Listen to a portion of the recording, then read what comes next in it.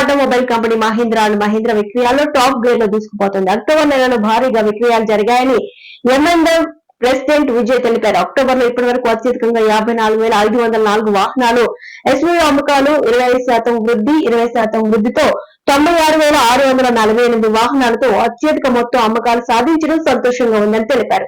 మరి మిగతా వాహనాల పరిస్థితి ఏంటో చూద్దాం. మార్కెట్ లో మహీంద్రా అండ్ మహీంద్రా వాహనాలకు విపరీతమైన క్రేజ్ ఉంది.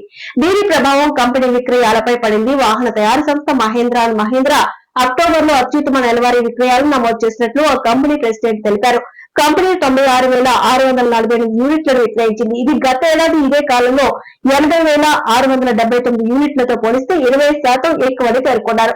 యూటిలిటీ వెహికల్ సెగ్మెంట్ లో దేశీయ విపణిలో 54,504 యూనిట్లను విక్రయించింది.